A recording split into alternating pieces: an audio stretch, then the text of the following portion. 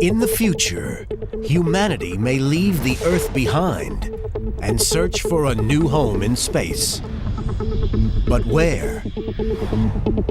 Our solar system is a dangerous place. There are fiery volcanic worlds, planets with 1,400-mile-an-hour winds, clouds of deadly acid, temperatures hot enough to melt lead. Among these violent worlds, are there planets where we could one day live? We're on a voyage to find out, to explore the planets in our solar system and beyond. Our mission, to hunt for new worlds, to find a place that one day we might call home.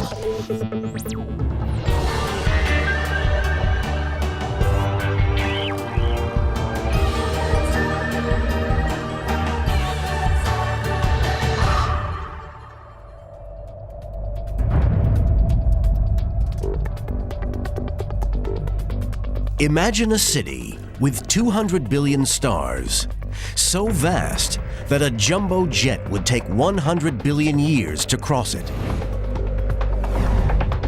We call it the Milky Way.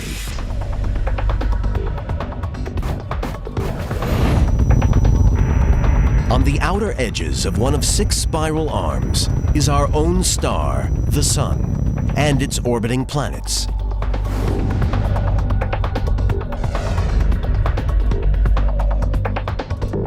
One planet has life, Earth, with its oxygen-rich atmosphere and oceans of water. Life can flourish here. But our world is changing. Climate change is melting the polar ice caps. Sea levels are rising. Over the next millennia, land may disappear under the oceans. Vast areas could become uninhabitable, making the planet dangerously overcrowded. We'll need more space if we're all to survive. This is a journey through the solar system and beyond, hunting for our next home. We'll discover a surprising planet that could support life in its atmosphere. It is a comfortable temperature and pressure. I think that life could exist.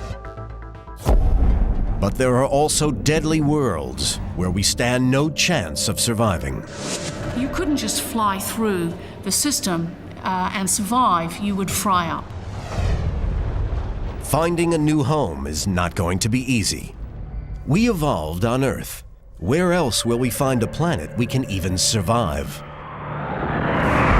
Our journey begins with Mercury, the closest planet to the Sun.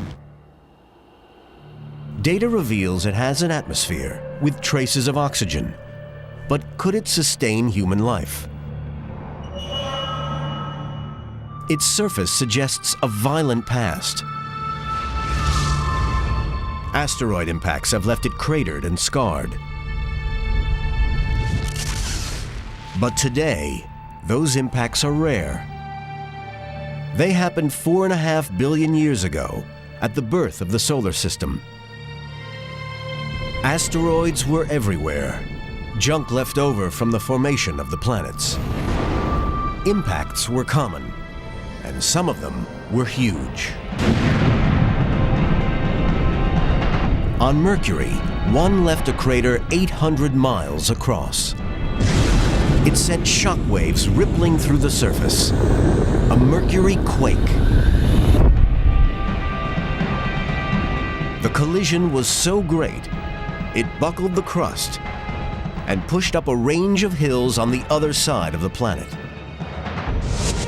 Today, the solar system is a calmer place. The problem with settling on Mercury isn't from the threat of asteroid strikes. It's temperature. Mercury rotates very slowly. A day here lasts 58 Earth days. The dark side faces away from the sun for so long, the temperature plummets to a staggering 300 degrees Fahrenheit below zero. Around 3 times lower than the coldest temperature ever recorded on Earth. At the same time, the side facing the sun can hit a scorching 840 degrees, as hot as a blowtorch. A temperature so brutal that almost all Mercury's atmosphere long ago evaporated into space. What oxygen is left is extraordinarily thin. There simply isn't enough of it for us to breathe. There have to be easier places for us to survive. Maybe we just need to be further from the sun.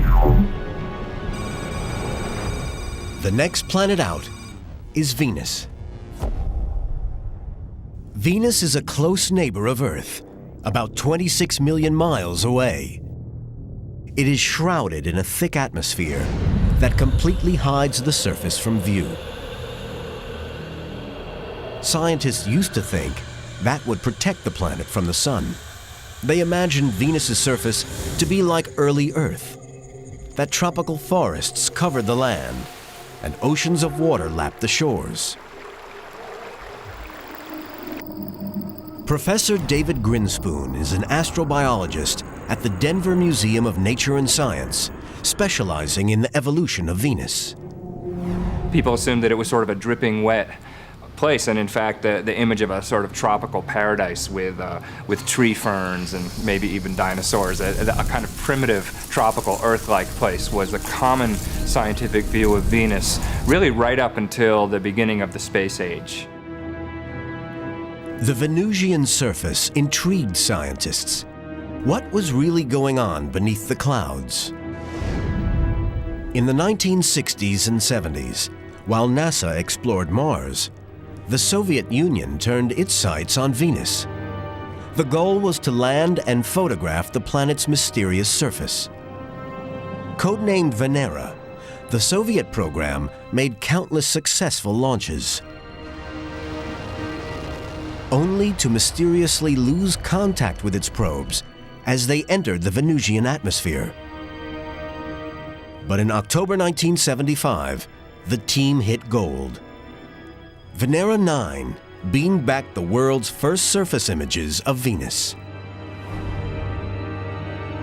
Rather than a lush green world, Venus was a barren desert. Could humans survive here? Recently, astronomers have built up a detailed picture of Venus's atmosphere. Imagine a probe hurtling toward the planet. What would it see? 50 miles above the surface, it hits a thick layer of cloud. But this is no ordinary cloud. It's made of vaporized acid, corrosive enough to burn through steel.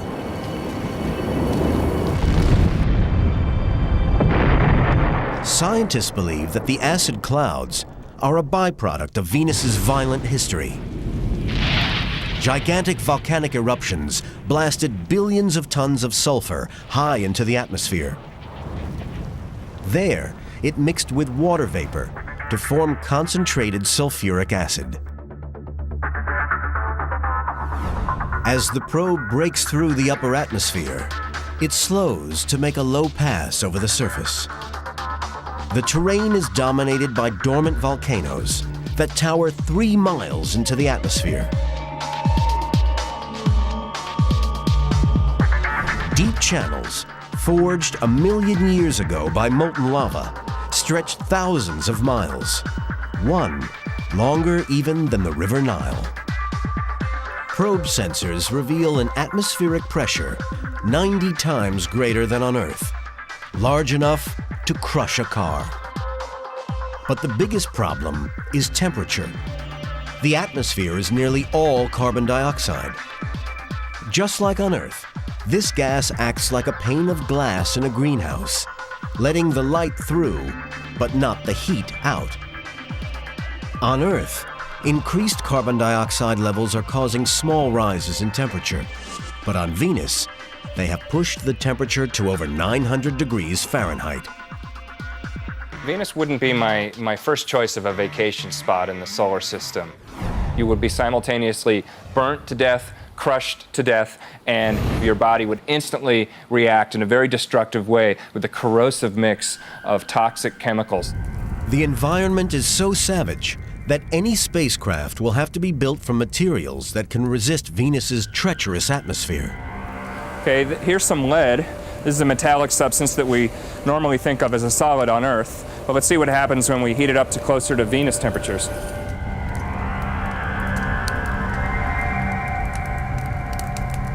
You can see it's starting to melt right away.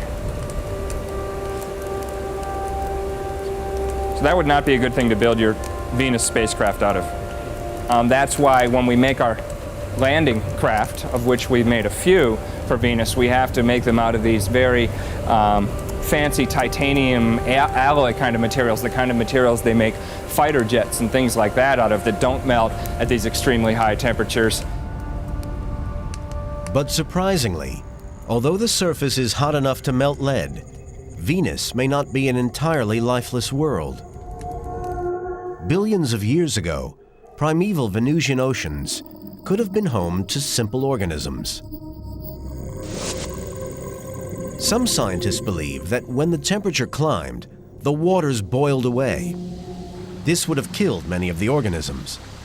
But some may have survived by migrating to the cooler clouds in the upper atmosphere. Grinspoon believes that if primitive life can survive the acid, then surely humans could. I think people will go ballooning on Venus, because all you need, of course, to go into the clouds of Venus is a decent source of oxygen and some kind of a rubber suit so that your skin doesn't get burned off by the acid. It may be possible to glide through Venus's upper atmosphere, but surviving on the surface is another matter. The high pressure and 900-degree temperatures would instantly crush and burn any settlers. Colonizing Venus is not an option. We must head further out, toward the last of the solar system's inner rocky worlds. This time, it's one that scientists think that we may just stand a chance of living on. But the challenges facing would-be settlers go beyond anything we've ever seen on Earth.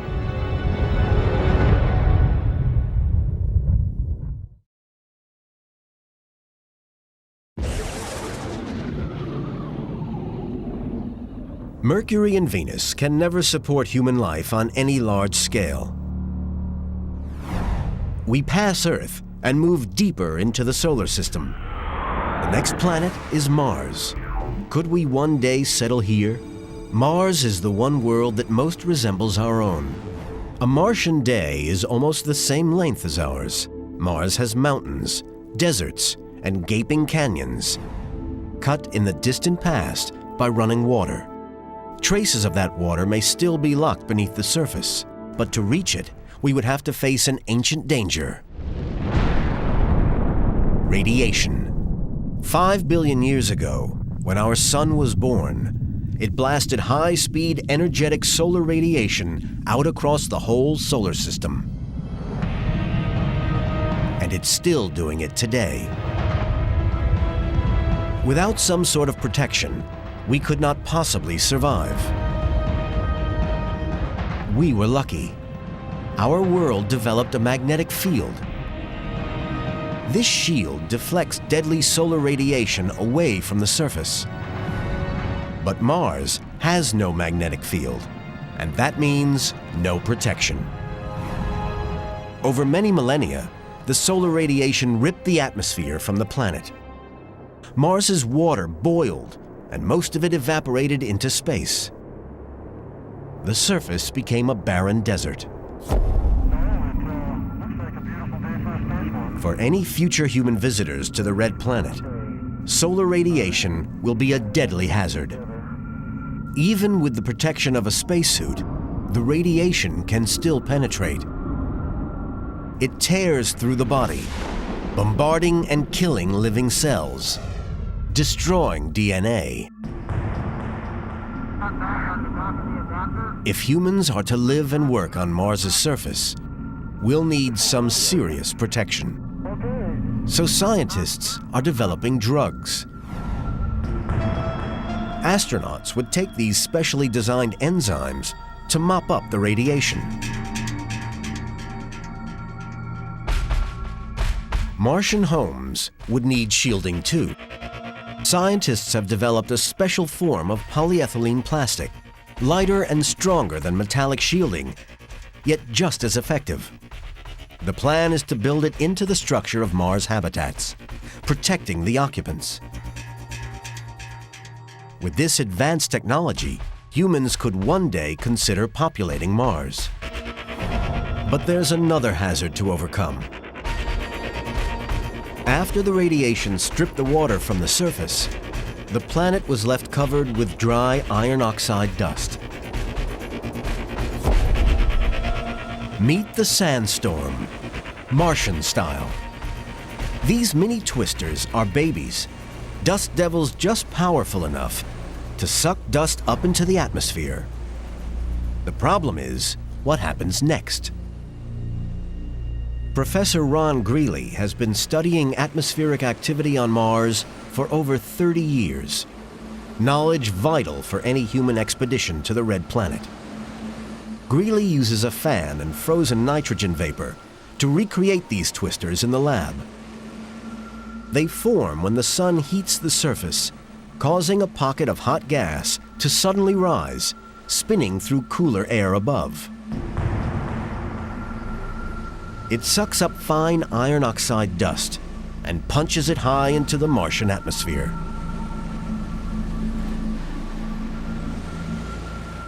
The dust devils range in size from about a yard across to features that are as large as a football field in diameter. These can be quite large. That dust has to go somewhere. Greeley believes the mini twisters could trigger much bigger storms.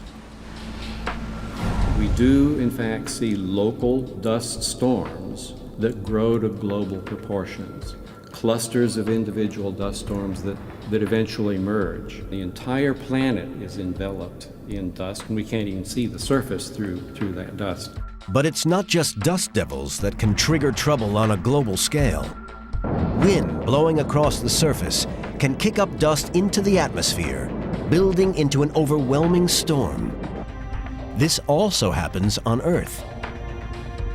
Satellites photographed a storm raging across the Sahara Desert in Africa, revealing its enormous size. The similarity with the storm on Mars is striking, and that much dust is going to cause problems. When humans go to Mars, they have to be concerned about the infiltration of this very fine dust. It's sort of like baking flour, if you will, very, very fine grained. The dust is so fine that even the slightest wind can blow it anywhere, clogging up machinery and air supplies. Not only is the dust likely to get into every nook and cranny, but there are also properties of the dust that may pose a hazard. One of the considerations are the electrostatic charging effects. When little tiny grains bang together, electrical charges are built up. Much like shuffling your feet on a carpet, the rubbing action between the grains of dust creates enormous static electricity. Up to 20,000 volts can spark between the dust particles. This could destroy electronics and life support systems. When we think about the eventual human presence on Mars, we have to understand the dust regime, we have to understand the electrostatic effects, all related to wind-blown particles. Perhaps one day we will conquer Mars's harsh environment, but this is not a world that would ever feel like home. We leave Mars and push on out toward the supersized worlds of the outer solar system, the gas giants.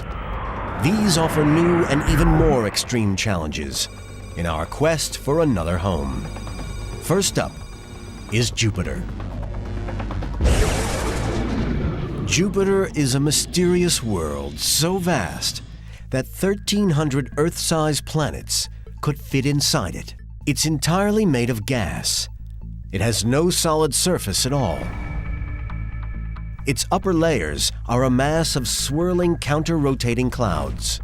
This is a planet racked with storms and high-speed winds.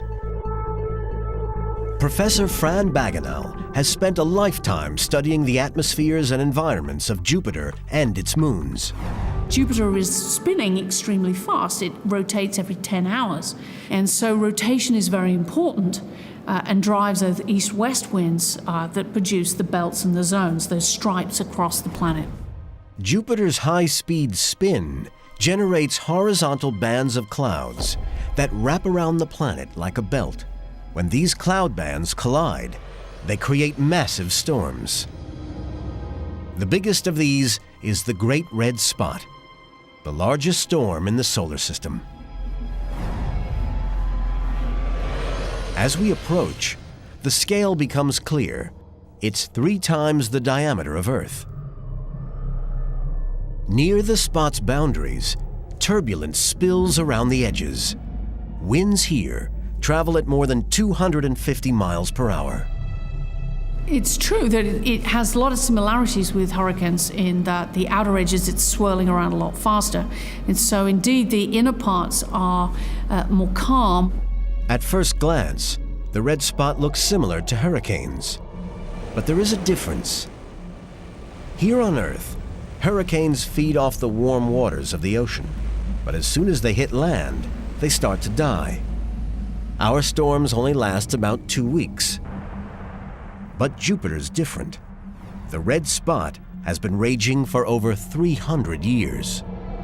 The reason why we last such a long time is there isn't a surface on Jupiter. So it's not as if storms run into a continent and dump its energy. It just keeps going and going and going around and around. But the spinning of Jupiter is not enough on its own to drive the Great Red Spot. Scientists discovered the planet gives out twice as much energy as it receives from the sun, suggesting its core must be hot. This center could be the powerhouse that drives Jupiter's winds. The core could be worth a closer look. As we descend through upper layers, vast water clouds envelop our craft. The pressure is climbing. Toward the center, it transforms the hydrogen atmosphere to a strange liquefied metal, resembling the element mercury. This is the core, a churning furnace at over 40,000 degrees Fahrenheit. Scientists estimate that the pressure here is 100 million times higher than on the surface of Earth.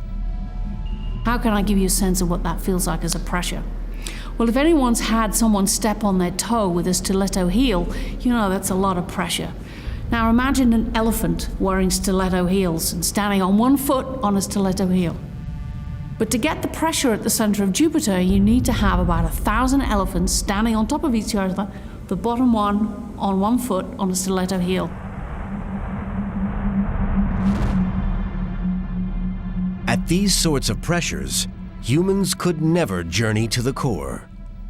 But could we survive in the upper atmosphere? The answer to that lies on one of its moons, which has an extraordinary effect on the gas giant. It might be dwarfed by Jupiter, but this minuscule world packs a mighty punch.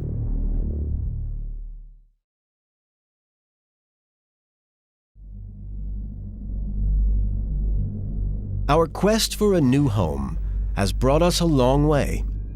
We are 365 million miles from Earth, in orbit around the giant planet Jupiter. Could we survive here? Perhaps in the turbulent upper atmosphere? That depends on what's happening around us. On Jupiter, that means looking at its moons. Io is tiny, but it's the most volcanic body in our solar system. And living next to a volcano is never a good idea. Dr. Rosalie Lopez is a volcanologist. She's come to the Kilauea volcano range in Hawaii, one of the closest matches on Earth to Io's fiery surface.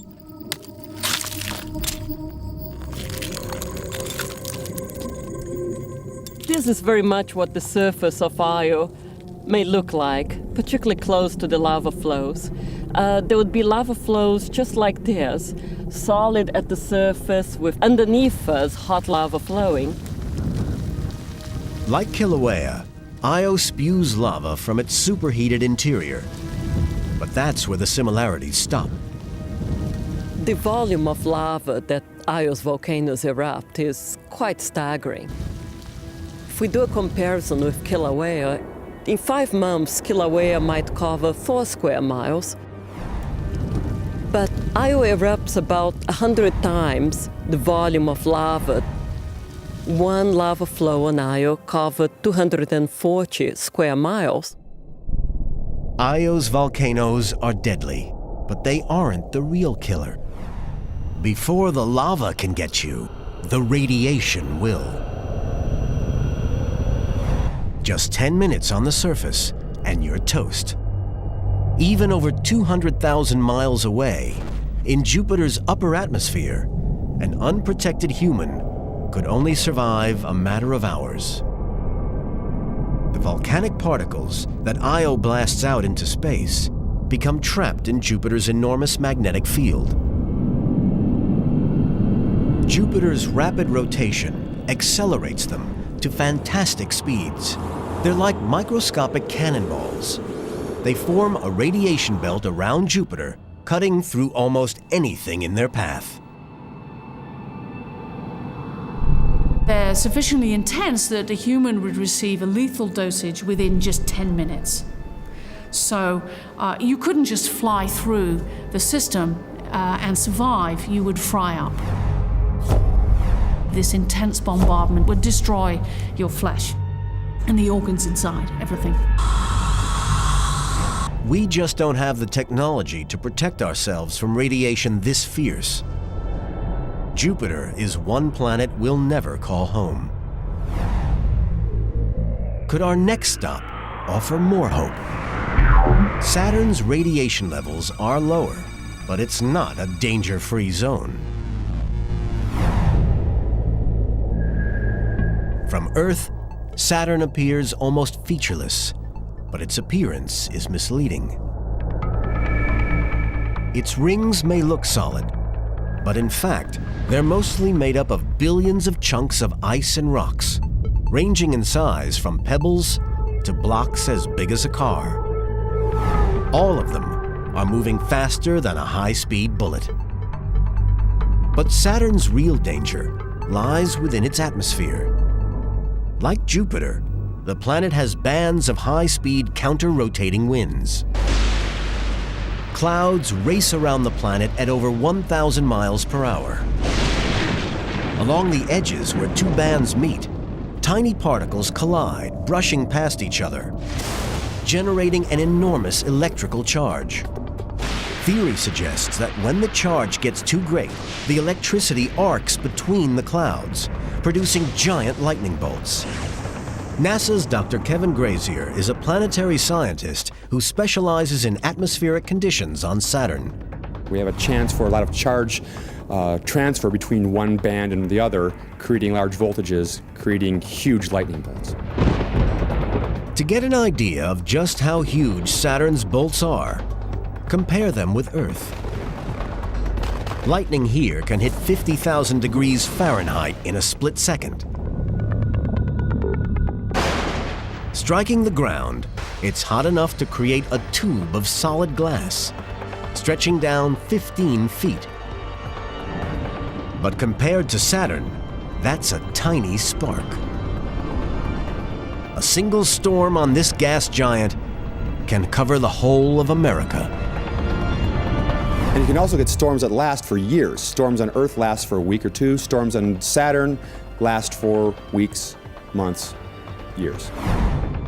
With such an unstable atmosphere, even attempting to enter Saturn's clouds is deadly. As we push out and pass the featureless world of Uranus, we're heading for the very edge of our solar system. And out here, there are challenges that will test human visitors to their limits and beyond.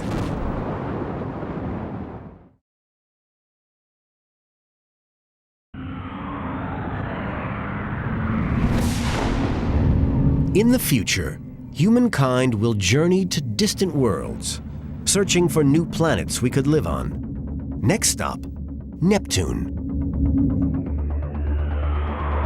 At over 3 billion miles from Earth, observing this gas giant is a tough job. So astronomers go high, very high, way above Earth's clouds and pollution to get a clearer view. This is the Keck Observatory, 14,000 feet up on the summit of Mauna Kea in Hawaii. The telescopes here are so powerful, they could see a flickering candle on the surface of the moon. Dr. Heidi Hamel has been researching Neptune for over 20 years. Coming to Keck gives her the chance to study this distant world. We'd see a beautiful blue planet, but that blue is not water like on our planet. That blue is the atmosphere of hydrogen, a little bit of helium, and most important, a smidge of methane. Neptune may not have water, but it does have clouds. And these clouds allow Hamel to discover whether humans could survive this alien world. Standing out against the blue atmosphere, the clouds are easy to see. They form when methane freezes in Neptune's super-chilled upper atmosphere. The Keck telescope swings toward Neptune.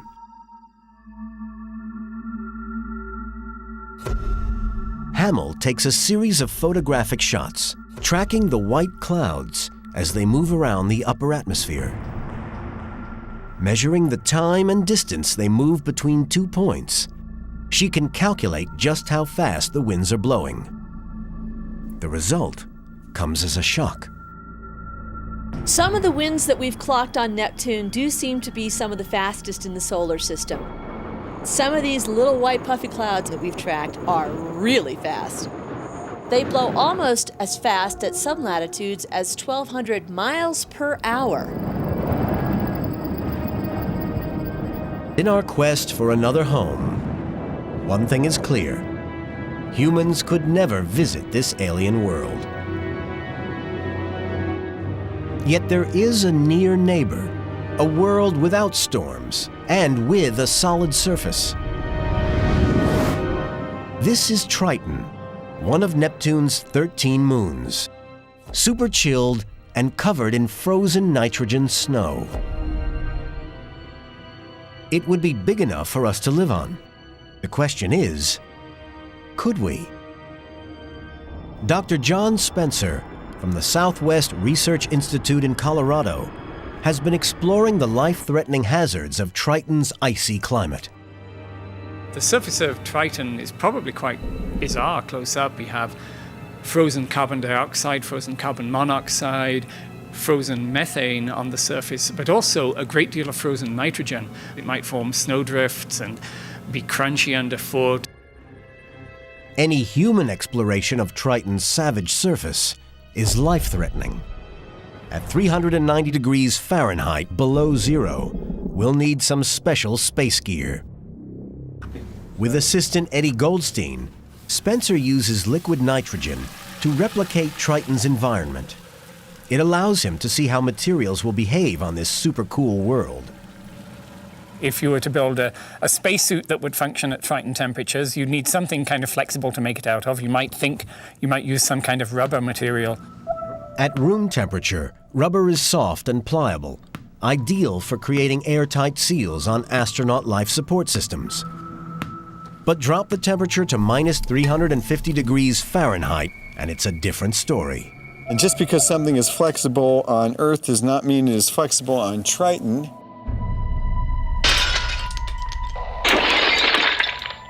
The rubber molecules are flexible at warm temperatures, but drop them into chilled nitrogen, they become rigid as steel. The rubber hardens and shatters like glass. I will drop it in. The search is on for materials that remain flexible at super low temperatures. Scientists are looking at familiar substances, fabrics that you may be wearing at this very moment. Could nylon be used in the super chilled world of deep space? And it's interesting because it's just as flexible even after it's cold. And it's not because nylon is anything special, it's because the nylon was woven into tiny threads. The secret of the nylon's flexibility lies in the weave. The fibers remain pliable because each strand is as thin as a human hair. So you might be able to make suits out of some material like this if you just treat it in a different way that takes into account this very unusual environment that we have out there. Even if humans do manage to walk on the surface in high-tech spacesuits, there is one other danger lurking beneath Triton's surface. What we see is these rather vague streaks, jets of material coming up from the surface. These dark marks are the clues to Triton's hidden menace. Beneath the frozen surface lie oceans of liquid nitrogen. As the sun warms the moon, the nitrogen turns to gas. This pressurized gas explodes as a geyser, blasting moon dust high into the atmosphere.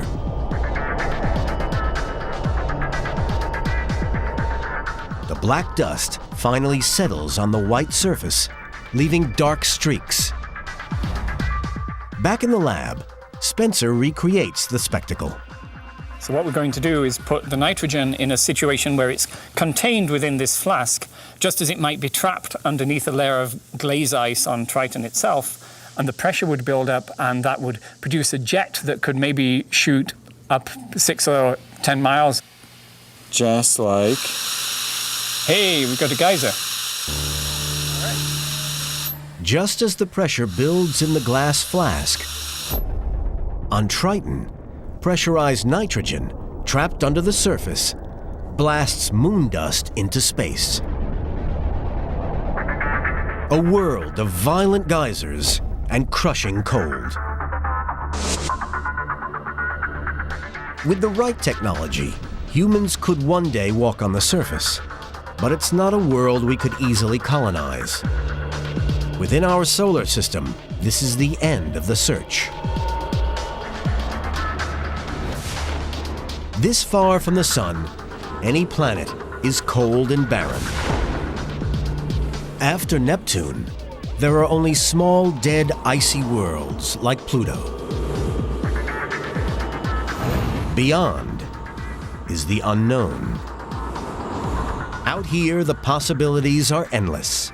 And out here, perhaps we will one day find a place to call home.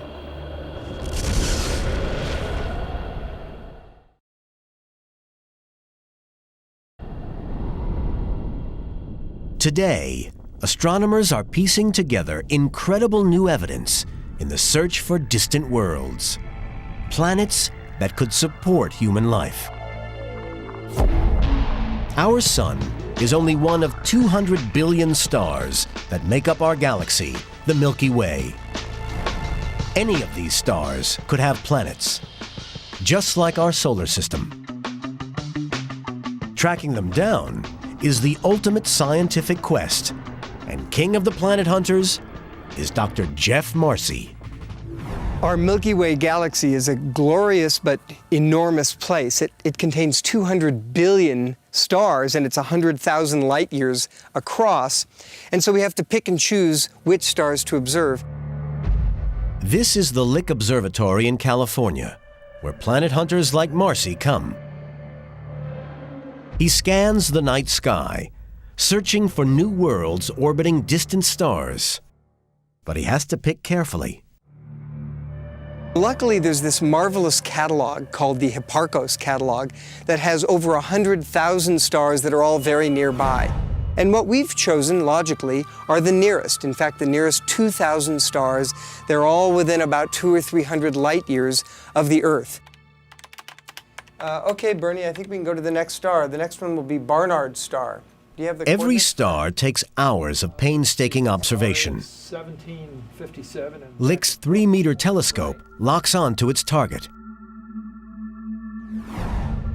But even with all its magnification, a planet circling a distant star is too small and faint to be seen directly. The real challenge in planet hunting is that planets, by their intrinsic nature, don't produce their own energy. They shine by reflected light, and if they're warm, they glow a little bit. But they are, in fact, about 1 billion times fainter than the host star around which they're orbiting. So astronomers have perfected an ingenious technique to find these invisible worlds.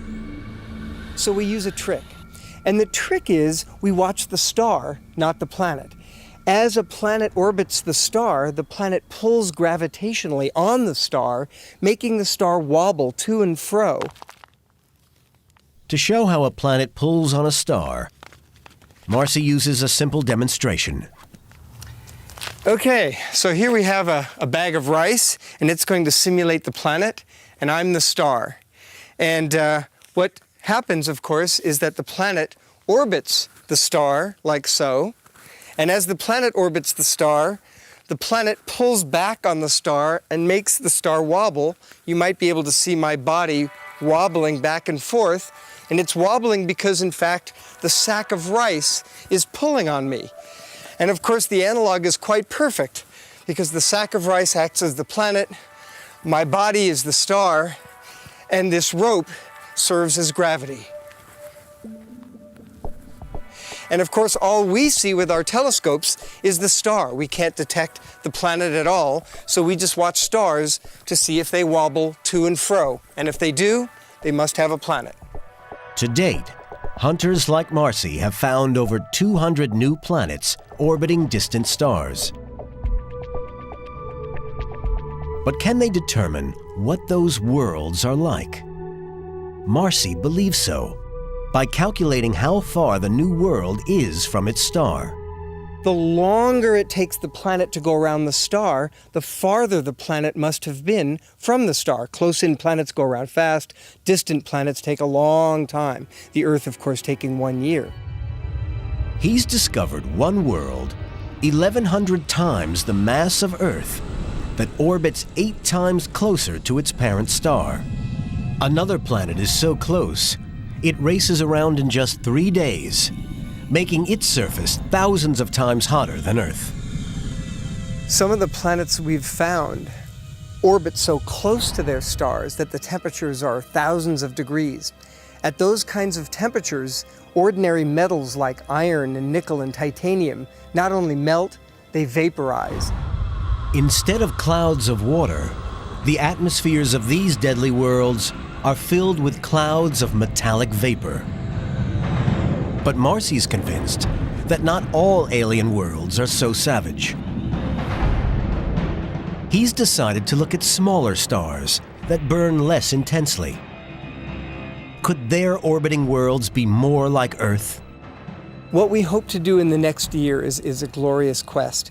We're going to observe low-mass stars and hunt for Earth-like planets. They're orbiting close, but next to a dim star, the temperature won't be too hot nor too cold, but just right for life. Out here, countless worlds are waiting to be discovered. Perhaps some will have breathable atmospheres and oceans of water, allowing life to flourish. But finding them is a huge challenge. So far, scientists have drawn a blank. And judging by the deadly environments on the planets that make up our own solar system, it's not going to be an easy job. From the crushing heat of Venus to the erupting volcanoes of Io to the 1,400-mile-per-hour winds of Neptune. The worlds we have discovered are too savage, for even our most advanced technology. The only planet that offers hope for human colonization is Mars. If we could overcome the dust and the solar radiation, one day we could live here. Maybe in the future, when Earth's climate is too extreme, Mars will become home. Until that day, humans will have to adapt, continuing to thrive in a constantly changing world.